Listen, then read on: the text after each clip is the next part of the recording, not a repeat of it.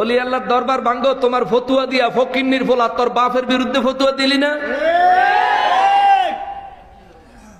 তোর বাপের বিরুদ্ধে ফতুয়া দিলি না কা? অলি আল্লাহর দরবার শিরিক হয়, বেদাত হয়।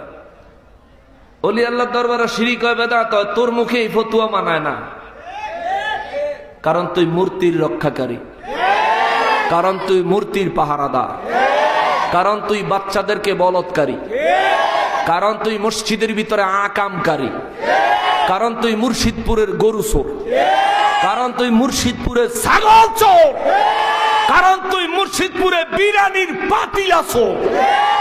তোর মুখে ফতুয়া মানায়? লম্বা কথা কইস না তুই, ঠিক কিনা বলেন? লম্বা লম্বা কথা কইও না। তোমার যদি দুনিয়ার থেকে শিরিক বেদাত উৎখাত করতে হয়, সর্বপ্রথম তোদের যেই সমস্ত মোল্লাগুলি বাচ্চাদেরকে বলৎকার করে ধরা খাইছে সবগুলারে নারায়ণগঞ্জ চাষারা মোড়ে ল্যাম্পের সাথে ফাঁসিতে ঝুলা।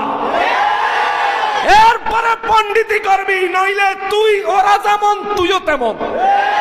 তোর ফতুয়া সেরেনার দাম নাই। মুর্শিদপুর দরবারে যারা গরু চুরি করছে 11 ধরে আগে বিচার কর, জাতির সামনে দেখা যায় আমরা চোরেরও বিচার করি, ডাহাইতেরও বিচার করি, বলৎকার করেনারও বিচার করি, আল্লাহর ঘর মসজিদ আকাম করেনারও বিচার করি। এইটা তো করবা না। পাঁচ করলে টুপি মাথার দিবা, নিজের বড় মুমিন জাহির করবা, আর মসজিদ ঘর আগুন দিয়ে জ্বালায়া দিবা যেখানে জুমার নামাজ হয়।